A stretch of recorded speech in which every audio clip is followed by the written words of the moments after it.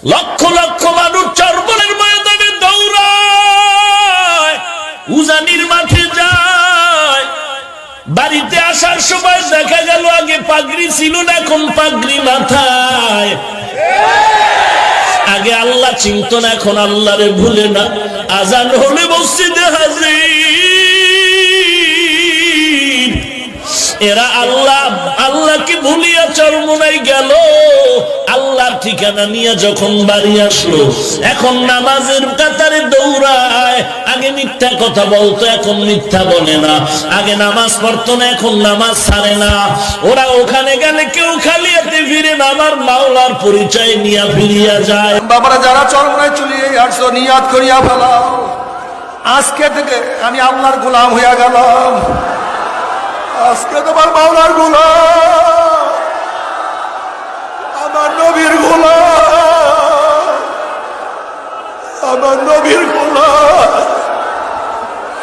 না, আমি আমার নবী ছাড়া কিছু বুঝি না।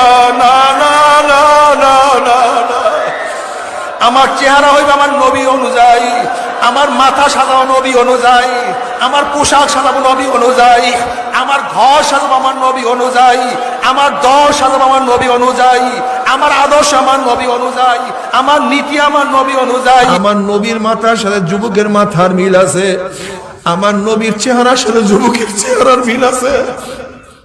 এই দাড়ি রাখতে গিয়ে স্ত্রী চলিয়ে গেছে, কিন্তু যুবক দাড়ির মধ্যে পোষ লাগায় নাই। দাড়ি রাখিয়া কলেজে গেছে, কলেজের সাথীরা দাড়ি ধরিয়া কত টিটকারি করছে, কিন্তু নবীর প্রেমে পড়িয়া দাড়ির মধ্যে পোষ লাগায় নাই।